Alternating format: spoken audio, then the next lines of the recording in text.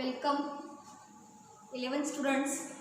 आज तुमचं स्वागत आहे रयत शिक्षण संस्थेचं सद्गुरू गाडगे महाराज कॉलेज या कॉलेजमध्ये तुम्ही 11वीसाठी प्रवेश घेतलेला आहे सद्गुरू पॅटर्नमध्ये. तर आज आपण या तुमच्या सर्वांचं मी पहिल्यांदा स्वागत करते आणि ज्या कॉलेजमध्ये तुम्ही ॲडमिशन घेतलेली आहे त्या कॉलेजच्या संदर्भामध्ये काही 2 मिनिटांमध्ये मी तुम्हाला माहिती सांगणार आहे.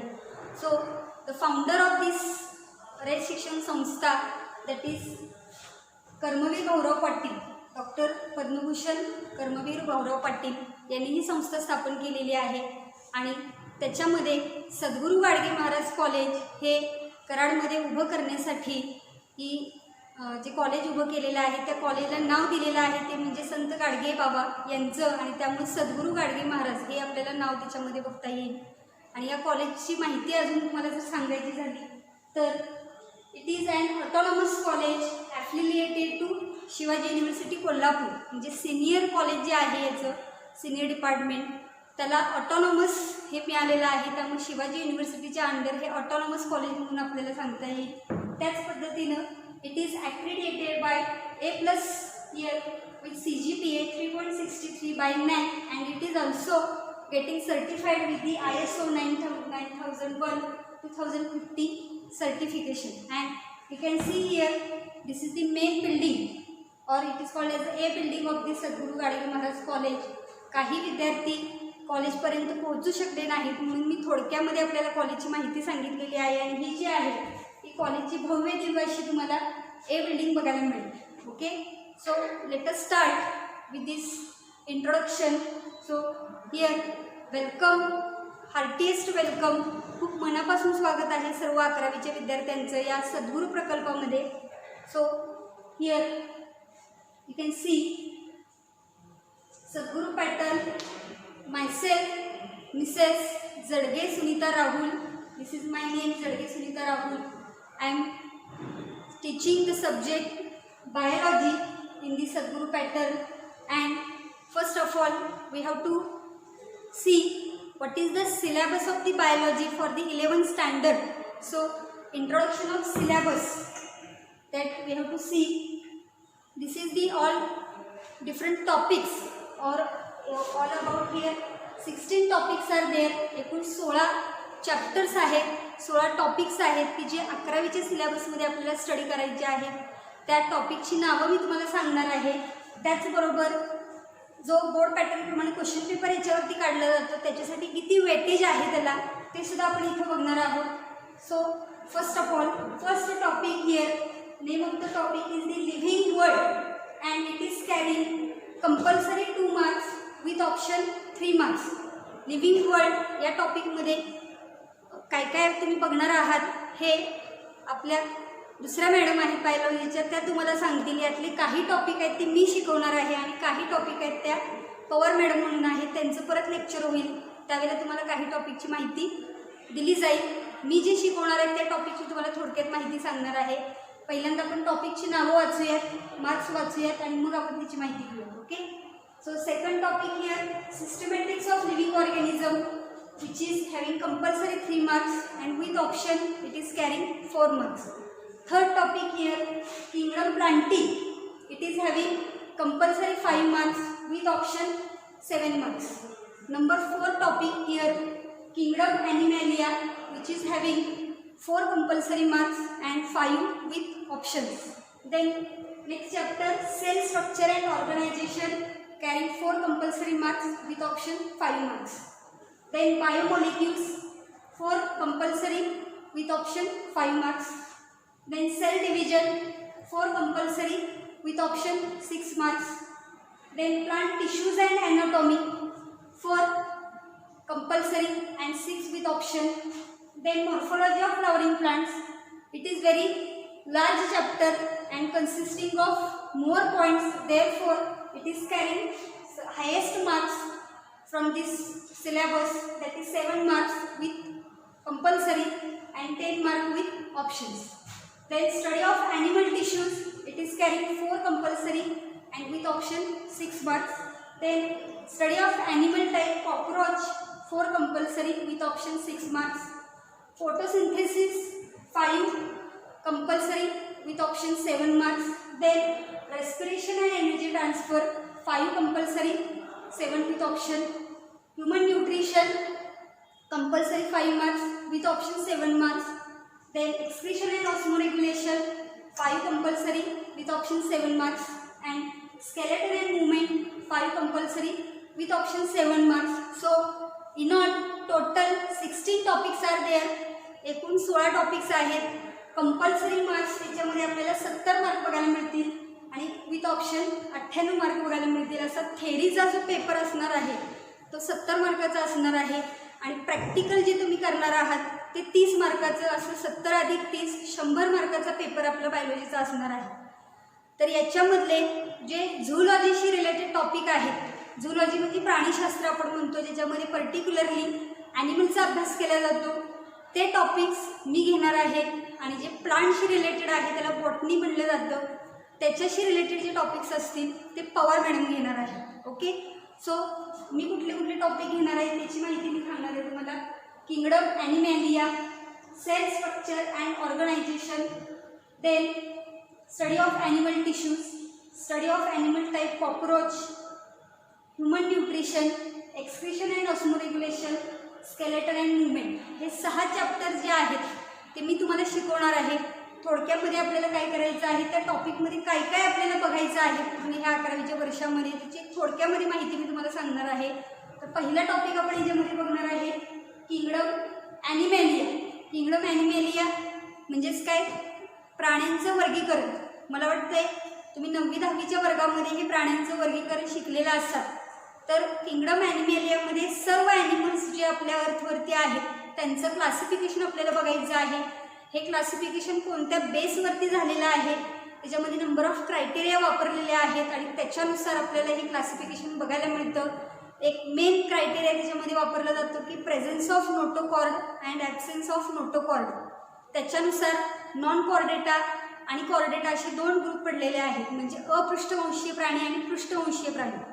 आणि अपृष्ठवंशीय प्राण्यांमध्ये म्हणजे नॉन कॉर्डेटामध्ये 10 फायलमची आपल्याला इथं माहिती घ्यायची आहे, त्याचे कॅरेक्टरिस्टिक फीचर बघायचे आहेत, त्यातले एक्झाम्पल्स बघायचे आहेत. त्याच पद्धतीनं कॉर्डेटा जो ग्रुप आहे, पृष्ठवंशीय प्राणी आपण त्याला म्हणतो, त्याचं क्लासिफिकेशन आपण बघणार आहे. प्रत्येक क्लासची कॅरेक्टरिस्टिक्स आपल्याला बघायची आहेत आणि त्याचे एक्झाम्पल्स बघायचे आहेत. असं ह्या टॉपिकमध्ये आपल्याला पूर्ण प्राण्यांचं वर्गीकरण म्हणजे ॲनिमल क्लासिफिकेशन हे बघायचं आहे. आणि म्हणून ह्या चॅप्टरचं नाव इथं किंगडम ॲनिमॅलिया असं दिलेलं आपल्याला बघायला मिळतं. ओके, सो हा पहिला चॅप्टर आपण बघणार आहे. सेकंड चॅप्टर आपल्याला इथं बघायचं आहे सेल स्ट्रक्चर अँड ऑर्गनायझेशन. जसं आपल्याला माहिती आहे की every living organism is having a structural and functional unit of life and that is a cell. प्रत्येक सजीव ऑर्गॅनिझम जो आहे त्याच्यामध्ये पेशी हे एक मूलभूत घटक आहे की ज्याच्यानुसार त्याला लिव्हिंग असं म्हणलं जातं.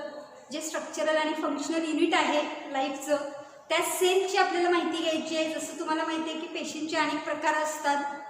त्याच्यामध्ये मग प्रोकॅरियोटिक सेल आहे, युकॅरियोटिक सेल आहे, प्लांट सेल आहे, ॲनिमल सेल आहे, त्याची आपण माहिती घेणार आहे. आणि त्याच पद्धतीने युकॅरियोटिक सेलमध्ये अनेक सेल ऑर्गॅनिज असतात. काहींची नावं तुम्हाला झालेली असतील की जसं मायटोकॉन्ड्रिया आहे, क्लोरोप्लास्ट आहे, गोल्गी बॉडीज आहे, एंडोप्लाझमिक रेटिक्युलम आहे, न्यूक्लियस आहे. अशा अनेक प्रकारचे सेल ऑर्गॅनिजची माहिती थोडीफार तुम्हाला असेल ती डिटेलमध्ये आपल्याला काय करायचं आहे या टॉपिकमध्ये बघायचं आहे. पर्टिक्युलरली सेलचं स्ट्रक्चर काय असतं आणि त्याचं ऑर्गनायझेशन म्हणजे त्याच्या आतमध्ये काय काय असतं. सायटोप्लाझम आहे, न्यूक्लियस आहे आणि सगळे सेल ऑर्गॅनिज आहेत. प्रत्येक सेल ऑर्गॅनिजचं स्ट्रक्चर आणि त्याचं फंक्शन या पद्धतीने आपल्याला ह्या टॉपिकमध्ये माहिती घ्यायची आहे. Cell structure and organisation. Okay, then we have to study animal tissues. प्रत्येक लिव्हिंग ऑर्गॅनिझममध्ये आपल्याला माहिती आहे की उती असतं. उती म्हणजे पेशींचा समूह. Group of cell is called as a tissue.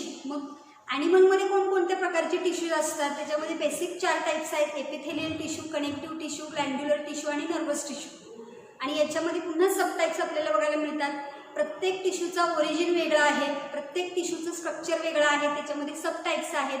प्रत्येक सब टाईपचं पुन्हा स्ट्रक्चर आणि फंक्शन हे सर्व डिटेलमध्ये आपल्याला बघायचं आहे या टॉपिकमध्ये. स्टडी ऑफ ॲनिमल टिश्यूज, प्राण्यांच्यामध्ये असणाऱ्या सर्व प्रकारच्या उती यांचा आपल्याला अभ्यास करायचा आहे. Okay, then we have to study animal type that is cockroach. Cockroach हा एक ॲनिमल आहे ज्याची आपल्याला डिटेल स्टडी करायची आहे. म्हणजे काय, कॉकरोचचं क्लासिफिकेशन काय, कॉकरोचची मॉर्फॉलॉजिकल कॅरेक्टरिस्टिक्स काय, मॉर्फॉलॉजिकल म्हणजे एक्सटर्नल फीचर्स काय काय आहेत त्याच्यामध्ये. त्यानंतर ॲनाटॉमिकल किंवा हिस्टॉलॉजिकल कॅरेक्टरिस्टिक्समध्ये आपल्याला त्याच्या सगळ्या सिस्टीम्स बघायच्या आहेत. म्हणजे त्याची डायजेस्टिव्ह सिस्टीम बघायची आहे, कॉकरोचची नर्वस सिस्टीम बघायची आहे, एक्सक्रिटरी सिस्टीम बघायची आहे, रेस्पिरेटरी सिस्टीम बघायची आहे, सर्क्युलेटरी सिस्टीम बघायची आहे, रिप्रोडक्टिव्ह सिस्टीम बघायची आहे. अशा टोटल 7 सिस्टीम आपल्याला कॉकरोचच्या बघायच्या आहेत. तर अशा पद्धतीने एका ॲनिमलचं आपण इथे स्टडी करणार आहे, animal type cockroach. Okay, then we have to study human nutrition.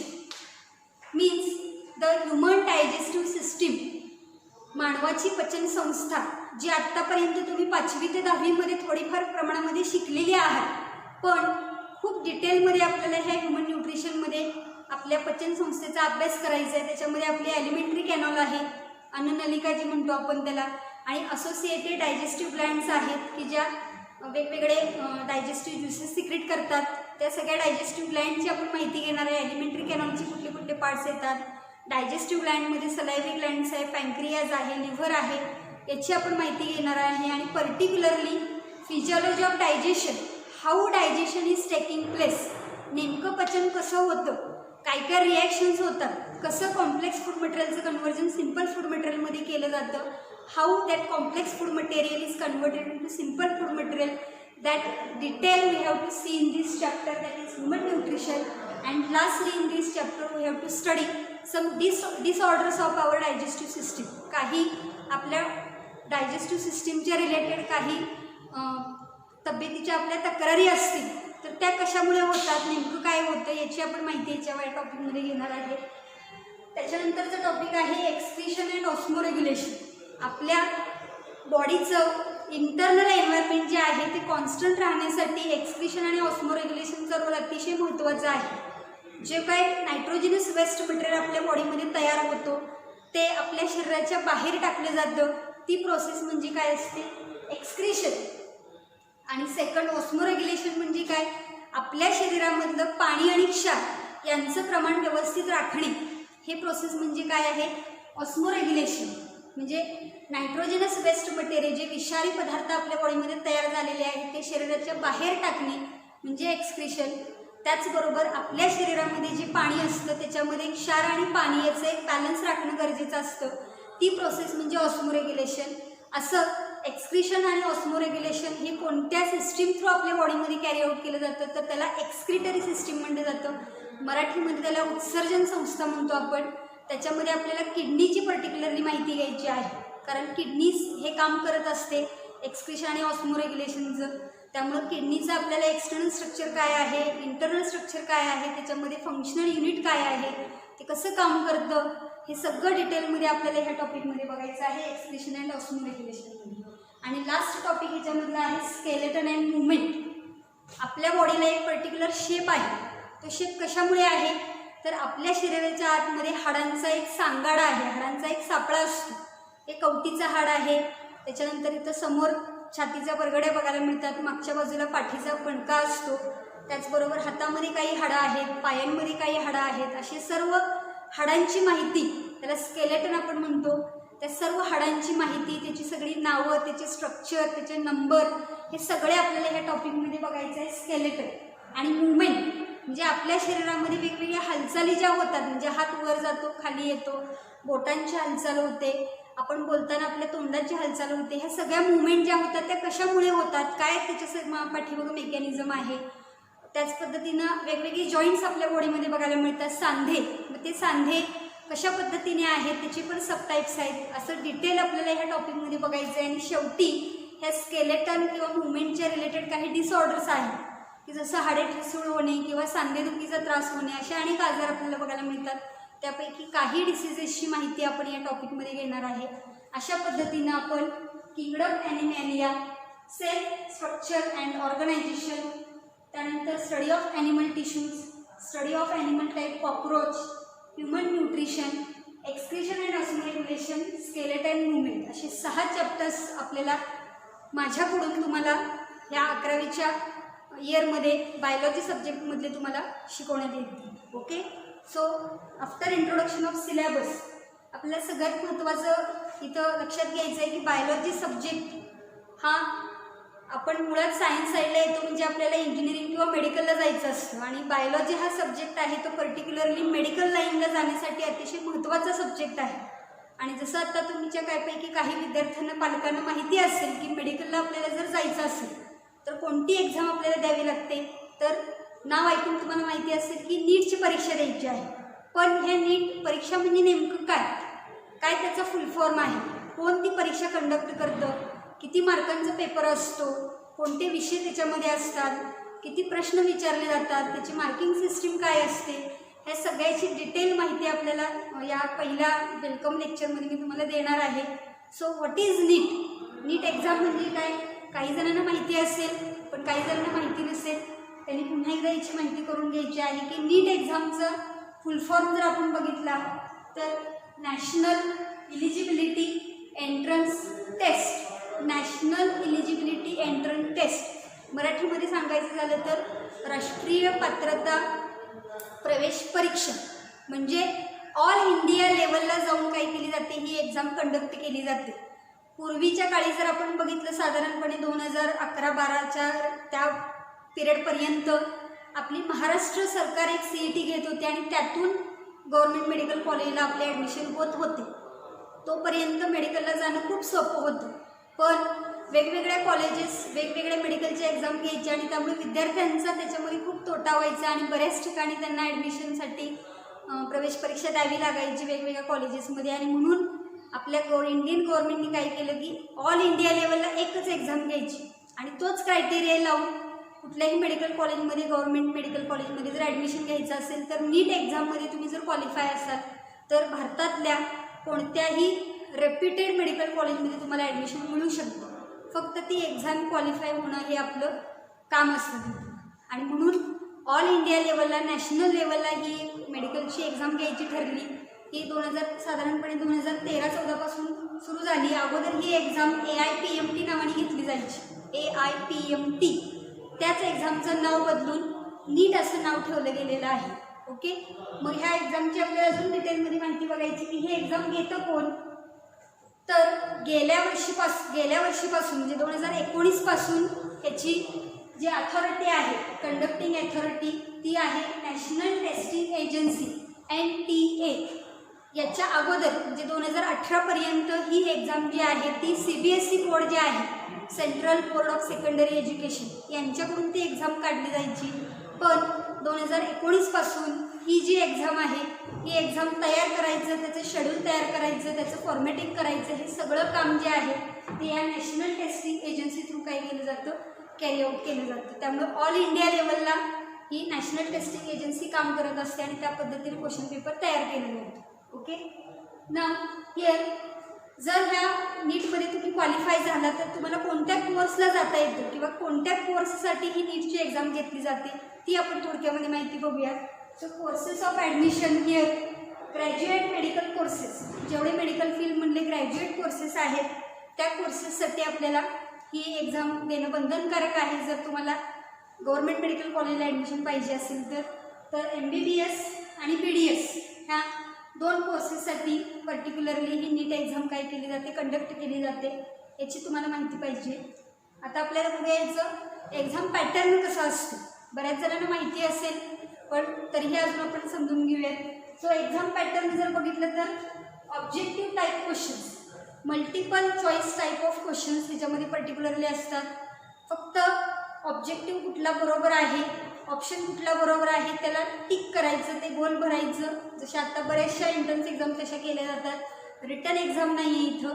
Objective type of questions आहेत.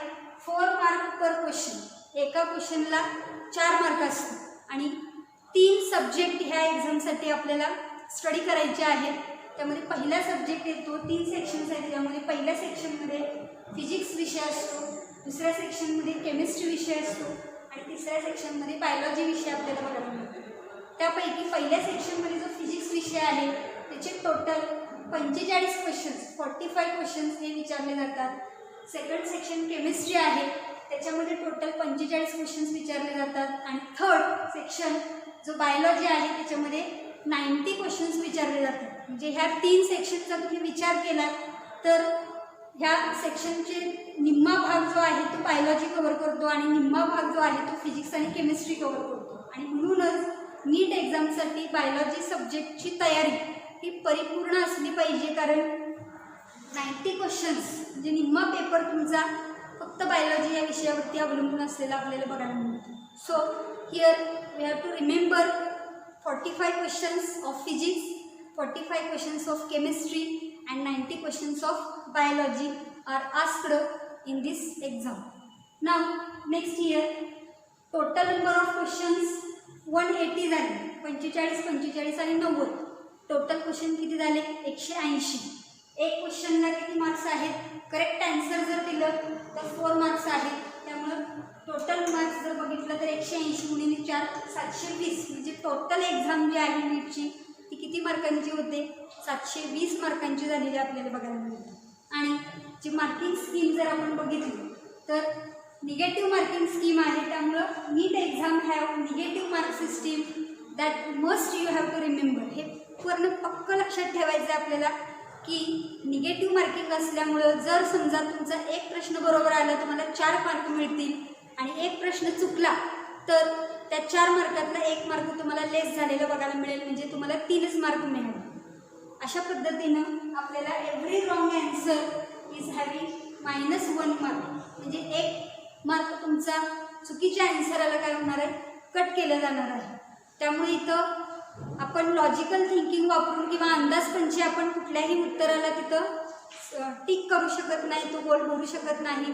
जेवढे आपल्याला कन्फर्म उत्तर माहिती आहे तेवढीच आपण तिथं उत्तर काय करू शकतो देऊ शकतो, कारण एक उत्तर चुकलं की मिळालेल्यातला 1 मार्क तुमचं जाणार आहे. आणि म्हणून निगेटिव्ह सिस्टीम असल्यामुळं परफेक्ट जेवढे येतात तेवढेच क्वेश्चन सोडवणं आपल्याला अतिशय गरजेचं आहे, ही आपल्याला लक्षात ठेवायचं आहे. आता आपल्याला याचा कट ऑफ बघायचा आहे. कट ऑफ म्हणजे काय नेमकं की मेरिट जिथं लागलेलं असतं तिथंपासून जनरल कॅटेगरीच्या मुलांना कट ऑफ किती लागू शकतो, OBCमध्ये असणाऱ्यांना, SC आणि STमध्ये असणाऱ्यांना आणि फिजिकली हँडिकॅप्ड असतील तर त्यांना काय कट ऑफ असतो. तर एक जनरल इंट्रोडक्शन आपल्याला बघायची आहे इथं. सो 2019 मी हे घेतलेलं आहे की NEET exam category wise cut off. तर जनरल म्हणजे ओपन जे कॅटेगरीमध्ये स्टुडंट्स आहेत त्यांच्यासाठी कट ऑफ आहे 50%, OBCसाठी 40% आहे, SCसाठी 40% आहे, STसाठी 40% आहे आणि फिजिकली हँडिकॅप्डसाठी 40% आहे. आता हे नेमकं म्हणजे काय याचं एक थोडक्यात उदाहरण तुम्हाला मी देते की जनरलसाठी 50% कट ऑफ आहे म्हणजे काय. समजा 720 मार्काची एक्झाम आहे तर 720 पैकी समजा 1 नंबर जो टॉपर मुलगा आहे किंवा मुलगी आहे स्टुडंट आहे त्याला 720 मार्क पडले तर ओपनमध्ये तुम्हाला इलिजिबल होण्यासाठी किती मार्क्स असावे लागतील तर त्याच्या 50%. 720 टॉपरला पडलेले आहेत तर त्याच्या 50% म्हणजे किती होतील बघा 360 होतील. म्हणजे जर 360 मार्क असतील तर तुम्ही फक्त इलिजिबल आहात. नीट एक्झाममध्ये तुम्ही इलिजिबल झालात म्हणजे कुठल्याही मेडिकल कॉलेजमध्ये तुम्हाला ॲडमिशन होण्यासाठी तुम्ही पात्र झालात. फक्त पात्रता आहे म्हणजे 259 किंवा 359 किंवा 358 मार्क असतील तर तो कुठल्याही मेडिकल म्हणजे नॉन गव्हर्नमेंट मेडिकल कॉलेज असेल डोनेशन घेऊन जरी तुम्ही घेणार असलं तरी 358 किंवा 359ला ॲडमिशन मिळणार नाही. किमान तिथं तुम्हाला जनरल मेरिट जे आहे 50% ते तिथं असणं आवश्यक आहे. आणि मग 720 पासून जेवढ्या जागा असतील गव्हर्नमेंट मेडिकल कॉलेजच्या ऑल इंडिया लेवलला तेवढ्या जागा भरण्यासाठी मग मेरिट लागते. 720 पडलेले किती विद्यार्थी आहेत, 719 पडलेले किती विद्यार्थी आहेत, 718 पडलेले, असं खाली येऊन मॅक्झिमम ओपनसाठी जर आपण मेरिट बघितलं तर 600 ते 650 हे चांगल्या रेप्युटेड गव्हर्नमेंट मेडिकल कॉलेजला जर ॲडमिशन पाहिजे असेल तर ओपन कॅटेगरीमधल्या स्टुडंटचं मेरिट हे आत्तापर्यंतचा एक आपला अनुभव आहे की किमान आपल्याला 600 ते 650 मार्क्स नीट एक्झामला पडणं गरजेचं आहे ओपन कॅटेगरीमधल्या मुलांना की जेणेकरून त्यांना चांगल्या रेप्युटेड गव्हर्नमेंट मेडिकल कॉलेजला ॲडमिशन घेता येईल. त्याच पद्धतीनं मग जे कॅटेगरीचं मेरिट असेल म्हणजे OBCमधला जो मुलगा जो टॉपचा असेल त्याला किती मार्क पडले असतील त्याच्या 40% मार्क हे एलिजिबिलिटी क्रायटेरिया म्हणून ओबीसीसाठी वापरलं जातं, त्याच पद्धतीने एस सीसाठी, त्याच पद्धतीने एस टीसाठी. आणि फिजिकली हँडिकॅप्डसाठी वेगळं मेरिट लागतं. जेवढे स्टुडंट फिजिकली हँडिकॅप्ड बसलेले असतील एक्झामला, त्यापैकी जो टॉपचा असेल त्याच्या 45% एलिजिबिलिटी तर कट ऑफमध्ये आपल्याला बघायला मिळते. आणि त्याच्यानुसार मग ॲडमिशन प्रोसेस काय केली जाते, राबवली जाते. हे थोडक्यामध्ये आत्ता तुम्ही समजून घ्या. फक्त आपल्याला किती अभ्यास करायला पाहिजे हे पहिल्या लेक्चरपासून तुमच्या लक्षात आलं पाहिजे की जर तुमचं एम जर MBBSला जाण्याचं असेल, चांगल्या गव्हर्मेंट मेडिकल कॉलेजला MBBS करायचं असेल, तर पहिल्या दिवसापासून आपल्याला कठोर परिश्रम घेतले पाहिजेत. तर आणि तरच आपण मेडिकलला चांगल्या कॉलेजला जाण्याचं स्वप्न साकारू शकतो. हे मला फक्त तुम्हाला सांगायचं आहे. म्हणून मी थोडक्यामध्ये तुम्हाला ही जी माहिती आहे ती सांगत आहे. अजून आपले जसे लेक्चर्स पुढचे चालू होतील किंवा ऑनलाईन आपल्या मिटिंगा होतील, विद्यार्थ्यांशी शिक्षकांचं कम्युनिकेशन होईल, त्यावेळेला तुमच्या अजून काही शंका असतील तर त्या आपण कम्युनिकेशनच्या माध्यमातून सोडवू शकतो. पण एवढं तुमच्या लक्षात आलं असेल की नीटची एक्झाम जी आहे ती ऑल इंडिया लेवलला गेल्यामुळं खूप टफ असते आणि त्याच्यामध्ये बसणारे स्टुडंट्स असतात ते जवळजवळ 16 ते 17 लाख स्टुडंट्स असतात. त्या 16 ते 17 लाख स्टुडंटपैकी जे टॉपचं मेरिट लागेल त्याच्या 50% आपल्याला ओपनसाठी इलिजिबिलिटी आहे. पण आत्तापर्यंतच्या अनुभवानुसार किमान 600 ते 650 मार्क्स आपल्याला जर पडले तरच आपण चांगल्या रेप्युटेड गव्हर्मेंट मेडिकल कॉलेजला ॲडमिशन घेऊ शकतो. एवढं फक्त लक्षात ठेवा. जे ओपनचे स्टुडंट्स आहेत त्यांच्यासाठी आणि जे कॅटेगरीमध्ये आहेत त्यांना तर अतिशय सुवर्ण संधी आहे, कारण त्यांच्यासाठी थोडासा एलिजिबिलिटीचा क्रायटेरिया कमी आहे आणि कॉम्पिटिशन पण त्या मानानं कमी असतं, कारण कॅटेगरीचे स्टुडंट फारशी ह्या एक्झाममध्ये आपल्याला त्यांची संख्या जास्त बघायला मिळत नाही. त्यामुळे जेवढे बसलेले असतील त्यांच्यामधून सुद्धा त्यांचं सिलेक्शन होऊ शकतं. त्यामुळे जे कॅटेगरीमध्ये असतील OBC, SC, ST किंवा जे फिजिकली हँडिकॅप्ड असतील समजा, तर त्यांनी जरूर ह्या जर तुम्हाला डॉक्टर बनायचं असेल, की तुमचं जर स्वप्न असेल, तर तुम्ही नक्कीच या एक्झामची तयारी ही पहिल्या दिवसापासून करू शकताय. जसे आपले लेक्चर सुरू होतील तसे तुम्हाला काही हिंट दिले जातील, काही टिप्स दिल्या जातील आणि जसं टॉपिकमध्ये आपण शिरू अभ्यास करायला तसं तुम्हाला सगळ्या नीटच्या एक्झाममध्ये कसे प्रश्न असतात, काय केलं पाहिजे, ही सगळी माहिती तुम्हाला आपल्या सिलेबस शिकवायला सुरू झाल्यानंतर तुम्हाला दिली जाईल. Okay. Now last point we have to see about this NEET exam की रँकिंग कसं केलं जातं. म्हणजे सपोज इथं फर्स्ट पॉईंट दिलेला आहे की 1-2 विद्यार्थी आहेत आणि त्यांना समजा सेम मार्क्स आहेत आणि एकच जागा भरायची असेल, म्हणजे जे आपण म्हणूया की एक 1500 जागा भरायच्या आहेत, 1400 जागा भरल्या गेलेल्या आहेत आणि 1500 रँकची जागा जी आहे त्याच्यासाठी 2 कॅन्डिडेटला सेम मार्क्स पडलेले असतील, तर कुणाला तिथं पहिल्यांदा प्रायोरिटी दिली जाते ॲडमिशनसाठी त्या सीटमध्ये, गव्हर्नमेंट सीटमध्ये. तर सेम मार्क्स असतील तर इथं तुम्ही बघू शकता की first priority is given to biology. म्हणजे दोघांनाही सेम मार्क्स असतील, समजा 600 दोघांनाही मार्क पडलेले आहेत, मग त्याच्यामध्ये बायोलॉजीला जास्त कुणाला पडलेले आहेत त्याला पहिल्यांदा प्रायोरिटी दिली जाते. त्याच्यानंतर समजा बायोला पण सेम असते तर मग प्रायोरिटी केमिस्ट्रीला दिली जाते आणि शेवटी फिजिक्सला प्रायोरिटी इथं दिली जाते. त्यामुळे इथं तुम्ही बायोलॉजी सब्जेक्टचं पुन्हा महत्त्व समजू शकताय की बायोलॉजी हा मोस्ट इम्पॉर्टंट सब्जेक्ट आहे. समजा इथं पण आपल्याला प्रायोरिटी मिळाली नाही, म्हणजे त्यांना बायो आणि फिजिक्स आणि केमिस्ट्रीमध्ये पण सेम मार्क्स असतात, तर प्रायोरिटी कुणाला दिली जाते, ज्या विद्यार्थ्याला निगेटिव्ह मार्क कमी मिळालेले आहेत. म्हणजे इथं तुम्ही बघू शकताय if all the subject marks are equal then priority is given to the student who have got less negative marks. म्हणजे ज्या विद्यार्थ्याला लेस निगेटिव्ह मार्क मिळालेले आहेत त्याला प्रायोरिटी दिली जाते. आणि समजा त्यातून तेही सेम आले, जे निगेटिव्ह मार्क्ससुद्धा सेम आले, तर मात्र एज जे आहे त्या विद्यार्थ्याचं एज वय आहे ते पकडलं जातं. तुम्ही बघू शकता की final age is taken as a priority, whose age is more that student is given priority. तर 17 वर्ष पूर्ण असणं ह्या एक्झामसाठी बंधनकारक असतं आणि त्याच्यानुसार त्याला प्रायोरिटी दिली जाते. हे झालं त्याचं रँकिंगच्या संदर्भामध्ये. एक्झामचं ड्युरेशन बघितलं तर 3 तासाची एक्झाम आहे, 180 मिनिटाची एक्झाम आहे. 180 मिनिटामध्ये 180 प्रश्न सोडवायचे असतात. म्हणजे टाईम लिमिटसुद्धा खूप कमी आपल्याला इथं बघायला मिळतो. आणि सिलेबस जर बघितला नीटसाठी तर NCERT books for the 11th standard and 12th standard, 11वीचं NCERTचं पुस्तक आणि 12वीचं NCERTचं पुस्तक हे एकत्रित मिळून जेवढे काही चॅप्टर्स असतील फिजिक्सचे, केमिस्ट्रीचे आणि बायोलॉजीचे, हा सर्व सिलेबस ह्या नीटच्या एक्झामसाठी असतो. म्हणूनच मला सांगायचं आहे, हे पहिल्या दिवसापासून तुम्ही ह्या एक्झामची तयारी का करा, तर तुम्ही सिलेबस बघितला असेल, काही जणांनी NCERTची पुस्तकं विकतही घेतलेली असतील आणि आत्ताचं बोर्डाचं बदललेलं पुस्तक ते अपग्रेड केलेलं आहे NCERTच्या सिलेबसप्रमाणे. त्यामुळे फारसा फरक नाही आहे बोर्डाच्या पुस्तकामध्ये आणि NCERTच्या पुस्तकामध्ये. त्यामुळे बरोबर आपण बोर्डचं पुस्तक आणि NCERTचं पुस्तक दोन्हीही कव्हर करणार आहे शिकवताना. आणि सिलेबस जर तुम्ही बघितला असेल, पुस्तकं ह्या 3 विषयांची बघितली असेल, तर किती अभ्यास आपल्याला ह्या 2 वर्षामध्ये करायचा आहे 11वी आणि 12वी मिळून, आणि मग आपल्याला हे नीटच्या एक्झामला फॉलो करायचं आहे. तर त्यासाठी पहिल्या दिवसापासून आपण आपली मनाची तयारी ठेवली पाहिजे चांगला अभ्यास करण्याची, आणि कन्सिस्टंटली आपल्याला अभ्यास करायचा आहे, सिन्सिअरली अभ्यास करायचा आहे. ज्यांना कुणाला मेडिकलला जायचं आहे, डॉक्टर बनायचं स्वप्न आहे, त्यांच्यासाठी मी पर्टिक्युलरली ही माहिती नीटच्या एक्झामची मी आज पहिल्याच लेक्चरला दिलेली आहे. का तर पहिल्याच दिवसापासून तुमची त्या पद्धतीने तयारी होणं अपेक्षित आहे. ओके, सो आता मी थांबते इथं. तुमचं पुन्हा एकदा सर्व 11वीमध्ये प्रवेश घेतलेल्या विद्यार्थ्यांचं आणि त्यांच्या पालकांचं दोघांचंही सद्गुरू गाडगे महाराज कॉलेज आणि आमच्या सद्गुरू पॅटर्नमध्ये पुन्हा एकदा स्वागत आहे. आणि चांगली तयारी आमच्याकडनंही करून घेतली जाईल, तशीच तयारी तुम्ही विद्यार्थीही करावी.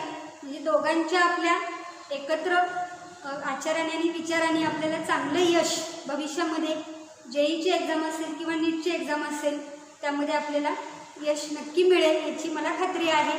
त्या पद्धतीनं आपण नेक्स्ट लेक्चरपासून सिलेबस टीचिंगला आपण स्टार्ट करूया. पुन्हा एकदा सगळ्यांना धन्यवाद. थँक्यू.